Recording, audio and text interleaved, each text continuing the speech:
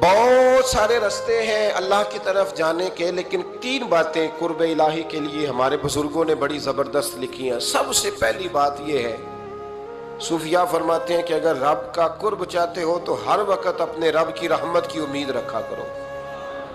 خوش نہیں ہوئے آپ اس بات سے؟ ہر وقت اللہ کی رحمت کی، اور فرماتے ہیں دل سے امید رکھا کرو اور زبان سے اپنے رب کی رحمت کا ذکر کیا کرو۔ ہر وقت کہا کرو کہ میرا اللہ بڑا ہی مہربان، میرا اللہ بڑا ہی کریم۔ ہمارا پتہ کیا حال ہے؟ شکر بھی شکوے کے انداز میں۔ کیا حال ہے؟ کہتے بس جی بس شکر ہے الحمدللہ۔ تو یہ کون سا شکر ہے جی؟ یہ تو آپ نے کہا ہے کہ بڑا تانگ ہوں میں اپنی زندگی، یہ شکر ہے؟ ہر وقت یہ کہے کہ میرا اللہ بڑا ہی قریب ہے۔ دیکھیں نا، بسم اللہ شریف ہر کام سے پہلے معنی کیا ہے؟ بسم اللہ الرحمن الرحیم، یعنی تو کہہ اس رب کے نام سے جو بڑا ہی مہربان ہے، جو نہایت ہی رحم کرنے والا ہے۔ ہر وقت کیا ہے کہ میرا اللہ بڑا مہربان ہے، میرا اللہ بڑا رحم۔ ہر وقت وہ خاص ذوق، وہ درد، وہ شوق، بس تو کہے کہ یار جو اللہ نے مجھے دیا ہے وہ شاید اللہ نے کسی اور کو دیا ہی نہیں۔ تیرا یہ ذوق بنے، تیرے اندر اللہ کی رحمت کے ساتھ خاص تعلق پیدا ہو۔ میرے رسول کریم علیہ السلام ہر مقام پہ اپنے رب کی رحمت کا ذکر فرماتے۔ بات کسی کی ہو رہی ہوتی، حضور چھیڑ اللہ کی رحمت کا ذکر دیتے۔ ایک صحابی چڑیا کے بچے اٹھا کے لے آئے، وہ چڑیا شکایت لے کے آئی اور حضور کے کندھے پہ بیٹھ کر شکایت کرنے لگی کہ حضور آپ کے صحابی نے میرے بچے اٹھا لیے۔ بات تو چڑیا کے بچوں کی ہو رہی تھی نا، تو رسول کریم فرمانے لگے اس کے بچے چھوڑ دو، اور پھر حضور فرمانے لگے دیکھو یہ چڑیا اپنے بچوں سے کتنا پیار کرتی ہے۔ جب چڑیا اتنا پیار کرتی ہے تو رب اپنے بندوں سے کتنا پیار کرتا ہو، اللہ کتنی رحمت والا ہوگا۔ یعنی ہر بات میں رسول کریم نا، ہر بات میں اللہ کی رحمت کا ذکر۔ ایک جنگ کا موقع ہے تو صحابہ کرام علیہ رضوان فرماتے ہیں کہ دوران جنگ ایک عورت کا بچہ کھو گیا، اور بچہ بھی دودھ پیتا تھا۔ دودھ پیتا بچہ کچھ دیر ملے نا تو ماں کی چھاتیوں میں دودھ جوش مارتا ہے۔ دودھ پیتا بچہ کھو گیا تو عورت دیوانوں کی طرح، مجذوبوں کی طرح بچہ تلاش کرتی، میرا بچہ، کبھی ادھر جاتی ہے کبھی ادھر جاتی ہے، ڈھونڈتی ہے، تلاش کرتی، پریشان ہوتی۔ میرے رسول کریم کی نظر پڑ گئی، حضور کی نظر رحمت ہو گئی، تو محبوب فرمانے لگے صحابہ بتاؤ اس کا بچہ ڈھونڈو۔ ایک صحابی کہنے لگے حضور مجھے پتا ہے کہاں ہے، ابھی ملوا دیتا ہوں۔ تو حضور نے فرمایا یہ اپنے بچے سے کتنا پیار کرتی۔ عرض کی حضور نہ کوئی ماپ سکتا ہے، نہ کوئی تول سکتا ہے، نہ کوئی اندازہ کر سکتا ہے۔ حضور کی آنکھوں میں آنسو آ گئے۔ فرمایا ذرا ایک بات تو بتاؤ یا رسول اللہ پوچھئے۔ فرمایا اگر اس کا بچہ اسے مل جائے تو یہ اسے آگ میں ڈالے گی؟ صحابہ عرض کرنے لگے حضور ہو ہی نہیں سکتا، یہ تو گرم ہوا نہیں لگنے دے گی۔ تو حضور فرمانے لگے میرا رب اس سے بہت بڑھ کر اپنے بندوں سے محبت کرنے والا اور اس سے بہت بڑھ کر اپنے بندوں پہ رحم کرنے والا ہے۔ وہ بھی چاہتا نہیں کہ اس کے بندے جہنم میں جائیں، وہ بھی چاہتا۔ حضور ہر لمحہ اللہ کی رحمت کا ذکر کرتے ہیں، صبح سے شام تک نا۔ آج آپ نے جمعے سے لے کر تراویح تک، عشاء تک، وہ جو گھٹنا درد کرتا ہے نا اس کو مہربانی کر کے چھوڑ دیں، اور جو بچہ نافرمان ہے اس کو بھول جائیں۔ آج سارا دن نا اللہ کی رحمت کا ذکر کریں کہ اللہ بڑا ہی کریم ہے، اس کے فضل کا ذکر کریں۔ ایک کاروبار ہی نہیں نا چلتا، پیر تو چلتے ہیں نا اللہ کے فضل سے، زبان تو چلتی ہے نا، ہاتھ آنکھیں یہ سارا کچھ چل رہا ہے نا۔ جو شے نہیں نہ چل رہی اس کو آج چھوڑ دے، مہربانی کریں۔ جو ساری چل رہی ہیں اس پر تو اللہ کی رحمت کا اظہار کریں، اس پر تو غور فرمائیں۔ امام غزالی نے بڑی خوبصورت روایت لکھی، حضرت ابو ہریرہ رضی اللہ تعالیٰ عنہ فرماتے ہیں کہ ہم لوگ بیٹھے تھے تو یکا یک ایک دیہاتی عرابی آیا، یکا یک اندر داخل ہوا، السلام علیکم کہا۔ بندہ بڑا سادہ تھا، یہ بھی نہیں پوچھا کہ باتیں کیا ہو رہی تھی، کوئی سوال جواب نہیں۔ سلام لینے کے فوراً بعد عرض کرتا یا رسول اللہ ایک مسئلہ پوچھنا تھا۔ کہتے ہم حیران ہو گئے کہ یار پہلے پوچھ تو لے، پہلے کیا بات ہو رہی، آتے ہی اپنی چھیڑ دی ہے۔ ایک مسئلہ پوچھنا تو حضور نے فرمایا پوچھو۔ عرض کرنے لگا حضور یہ بتائیں قیامت والے دن حساب کس نے لینا ہے؟ تو محبوب مسکرائے، فرمایا بولے آدمی سادی سی بات ہے، حساب اللہ نے لینا ہے۔ کہتے وہ بات سن کے نا تو چل پڑا, جواب سن کے تو چل پڑا, رکا ہی نہیں. تو حضور نے فرمایا ٹھہر تو جا, پہلے تو آیا ہے, سلام لی ہے, بات بھی کوئی نہیں کرنے دی, دھڑام سے اندر داخل ہوا ہے اور سوال کا جواب لیا اور پھر تو نے تبصرہ ہی نہیں کیا تو نکل گیا ہے. یا رسول اللہ حکم کرے. فرمایا کیا پوچھ رہا تھا؟ حضور پوچھا ہے کہ حساب کون لے گا؟ تو حضور فرمانے لگے میں نے بتایا اللہ لے گا. تو بولا کیوں نہیں؟ کہنے لگا یا رسول اللہ بس اتنا ہی پتہ کرنا تھا, اگر اللہ نے حساب لینا تو پھر ہم نے باچی جانا ہے انشاءاللہ, تو پھر باچی جانا ہے. تو حضور فرمانے لگے کس طرح؟ کہنے لگا یا رسول اللہ جب وہ کریم غالب آئے گا نا, جب اس کا غلبہ آئے گا تو وہ بڑا کریم ہے, اس نے معاف ہی کرنا ہے, اس نے معاف ہی کرنا ہے, اس نے کرم ہی کرنا ہے. عدل کرے تے تھر تھر کمبن, عدل کرے تے پھر تھر تھر کمبن, اچیاں شانہ والے تے فضل کریں تے بخشے جاون, میرے جائے منہ کالے. فرمایا اس نے معاف ہی کرنا ہے. حضرت ابو ہریرہ کہتے ہیں کہ حضور نے فرمایا ٹھیک ہے تو جا. وہ چلا گیا تو حضور رونے لگے. فرماتے ہم نے عرض کی حضور کیا ہوا؟ تو محبوب فرمانے لگے بندہ بڑا سادہ تھا پر بات بڑی کھری کر گیا ہے, بڑی کھری بات کر گیا ہے. کریم جب غالب ہوتا ہے تو معاف ہی فرماتا ہے. تو بھائی سادے لوگوں کو بھی پتا تھا کہ اللہ کی رحمت کی بات. ہمارے گھروں میں, ہماری گفتگو میں, ہمارا ایک دوسرے سے ملنا, ناراض نہ ہونا, مایوسی کی باتیں کرتے ہیں, مایوسی. میں انتظار میں ہوں, میں انتظار میں ہوں کہ کوئی بندہ مجھے ملے اور آ کے کہے میں بڑا راضی ہوں, بتائے اللہ کا شکر کیسے کرنا ہے. میں انتظار میں ہوں, اتنے سالوں میں مجھے بندہ کوئی نہیں ملا, جو ملا اس نے یہی کہا پریشان بڑا ہوں دعا کر دیں, بڑی اذیت ہے, سب سے زیادہ میں ہی تنگ ہوں, کچھ کریں, کوئی وظیفہ بتائیں, کوئی تعویذ دیں, کوئی ملے نا یار, کوئی ملے, کوئی کہے کہ الحمدللہ تعالی. اور میں نے تعلیم کے لیے صرف اور اظہار نعمت کے لیے, تشکر کے لیے کئی دفعہ آپ کے سامنے یہ کہا ہے کہ الحمدللہ جس طرح کے استاد مجھے ملے شاید کسی کو نہ ملے, اور میں نے اظہار تشکر کے طور پر کہا ہے پھر جس طرح کے شاگرد مجھے ملے ہیں اتنے اچھے فرما بردار شاید کسی کو نہ ملے, اور جس طرح کے سادے اور درویش ماں باپ اللہ نے مجھے عطا فرمایا. اب تو بڑا تیز لوگوں کا زمانہ ہے نا, شاید کہیں میسر آئے. اور میں کہا کرتا ہوں اتنے فرما بردار مرید بھی نہیں ملتے, لوگ تو کہتے ہیں فرما بردار نہیں ملتے. ہمیں الحمدللہ فرما بردار, تابعدار ہر لحاظ سے اچھے ملے.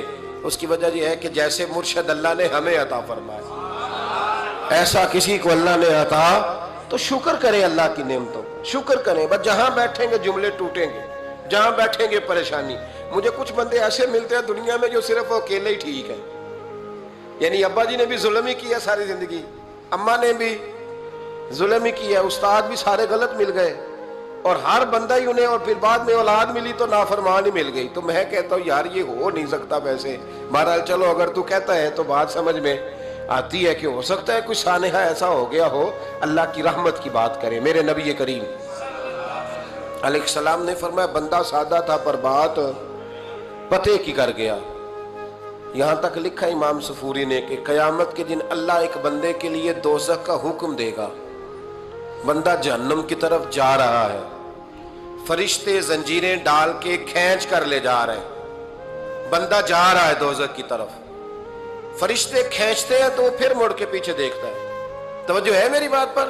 ادھر دیکھنا ذرا.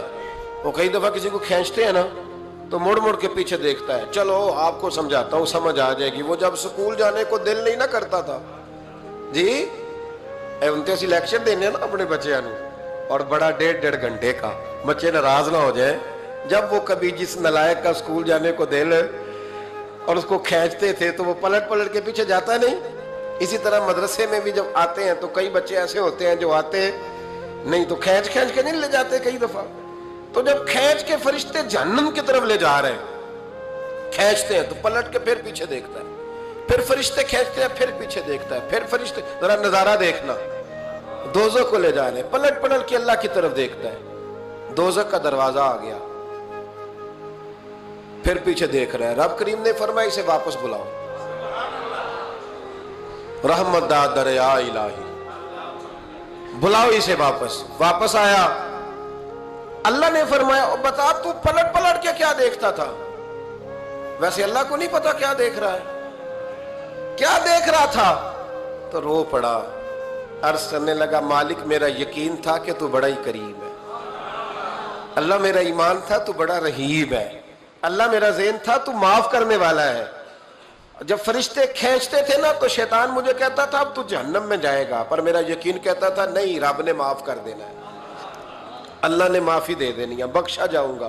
پھر شیطان کہتا تھا جب فرشتے کھینچتے تھے، میں کہتا تھا نہیں، معافی مل جائے گی، یا اللہ دوزخ کا دروازہ آ گیا پر میری امید نہیں ٹوٹی، اللہ دروازہ جہنم کا آ گیا پر میری امید نہیں ٹوٹی۔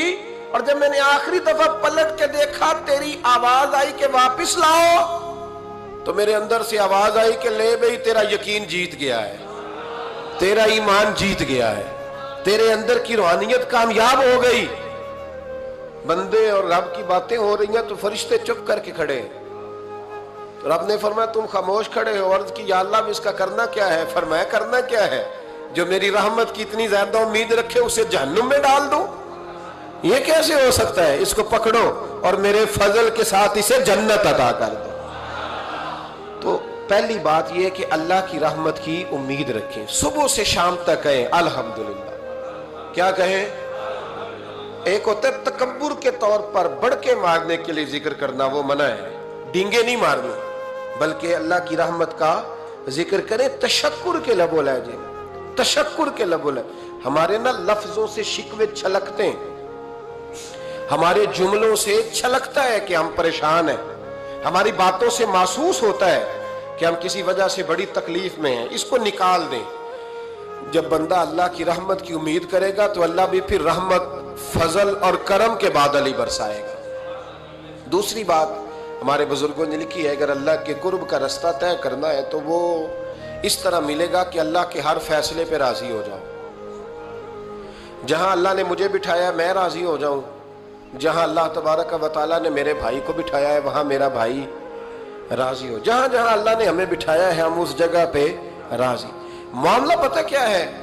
ہم اپنی مرضی کا فیصلہ چاہتے ہیں، اور مرضی تو اللہ کی چلے گی، مرضی اللہ کی چلے گی۔ میرے رسول کریم علیہ السلام نے صحابہ سے پوچھا تم کون ہو؟ حضور مومن، فرمایا ایمان کی دلیل دو۔ یہ بات مجھ سے کو پوچھے تو شاید میں جھگڑا کروں کہ ایمان کی دلیل۔ حضور نے فرمایا کون ہو؟ یا رسول اللہ مومن، فرمایا دلیل دو۔ حضور دلیل ہے ہمارے پاس، دو۔ یا رسول اللہ اللہ نعمت دیتا ہے تو ہم شکر ادا کرتے ہیں، مصیبت ڈالے تو صبر کرتے ہیں، اور جو فیصلہ اللہ ہمارے حق میں کر دے ہم اس پر راضی رہتے ہیں۔ میرے محبوب کا چہرہ خوشی سے کھل اٹھا، فرمایا تمہیں مبارک ہو، تم تو واقعی بڑے پکے مومن ہو، تم مومن ہو، اگر اللہ کے فیصلوں پہ راضی رہتے ہو تو پھر تم۔ حضور فرماتے ہیں کچھ لوگوں کو اللہ قیامت میں بغیر حساب کتاب جنت میں داخل کرے گا، فرشتے پوچھیں گے پل صراط سے ہوا ہے؟ وہ کہیں گے دیکھی نہیں۔ میزان عمل تلوائے؟ وہ کہیں گے دیکھا ہی نہیں۔ کیسے آ گئے؟ تو کہیں گے خدا کے فضل سے آ گئے۔ فرشتے پوچھیں گے تمہارا عمل کیا تھا؟ وہ کہیں گے کچھ بھی نہیں، عام لوگوں کی طرح نماز پڑھتے تھے، روزہ رکھتے تھے، حج فرض ہوا تو کیا، زکوٰۃ اگر ہمارے اوپر لاگو ہوئی تو دی، عام روٹین کے معاملات۔ تو فرمایا اتنی بڑی فضیلت کے بغیر حساب کتاب جنت، کوئی تو وجہ ہوگی۔ تو بندے عرض کریں گے وجہ ایک ہی تھی کہ رب جو ہمارے حق میں فیصلہ کرتا تھا ہم اس پر راضی ہو جایا کرتے، ہمیں کوئی شکوہ اس پر رہتا۔ علامہ ڈاکٹر محمد اقبال رحمت اللہ علیہ، توجہ ہے میری بات پر؟ ادھر دیکھنا ذرا میری طرف۔ اللہ آپ کو خوش رکھے۔ کچھ لوگ نا جی کہتے ہیں ڈاکٹر اقبال نے داڑھی کیوں نہیں رکھی تھی؟ تو یہ غلطی کی علامہ اقبال نے، رکھنی چاہیے تھی انہیں۔ ناراض ہو گئے آپ لوگ؟ جو جس کی غلطی ہے وہ اس کی، یہ غلطی ہو گئی ان سے، انہوں نے نہیں ٹھیک کیا۔ اب اقبال کے داڑھی نہ رکھنے سے کیا سنت کی مخالفت پر اسے ڈگری دی جائے گی؟ وہ میں ہی کیوں نہ ہوں، جو کام خلاف سنت ہے وہ بہرحال ہے۔ لیکن میرا سوال یہ ہے کہ اقبال نے صرف داڑھی نہیں نہ رکھی، باقی سارے کام اچھے کیے، تو آپ باقی کے تو سارے اچھے کر لینا۔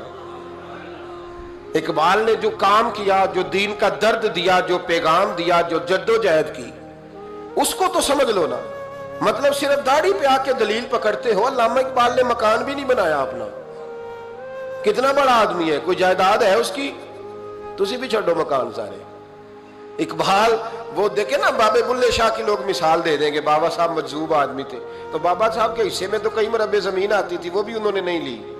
ہمارا ملانگ روٹی کا اس کو پتا ہے، نوٹوں کا بھی پتا ہے کہ 5000 والا کون سا ہے، 100 والا کون سا ہے، باقی ٹائم وہ بابا بلے شاہ بن جاتا ہے۔ یہ کون سا سٹائل ہے کہ مرضی کی چیز آئی تو قابو کر لی؟ تو ڈاکٹر اقبال نے یہ درست کیا، لیکن اس کے باوجود ہمارا نظریہ ہے کہ اللہ اس کی یہ خطا معاف کرائے گا، پر بندہ بڑا باکمال تھا، یہ بڑی خوبی تھی، اور اس میں بھی کچھ حکمت ہوگی، کچھ باتیں ایسی انہوں نے لکھی ہیں بعض جگہوں پہ، لیکن اقبال کی جو معرفت ہے، جو حسن ہے، جو وقار ہے ان کے لب و لہجے میں، اس کا انکار کیا جا سکتا نہیں۔ لیکن اس کو ہم ڈیفینڈ بھی نہیں کرتے، جو کسی میں کوئی کمزوری ہے وہ بہرحال اس کی وہ ایک سوال بڑا اٹھتا تھا، لوگ کہتے تھے کہ آپ روز داڑھی کی بات بھی کرتے ہیں اور علامہ اقبال کی بات بھی کرتے ہیں، تو میں نے آج اس کی وضاحت کر دی۔ بات کی سمجھ آ گئی آپ حضرات؟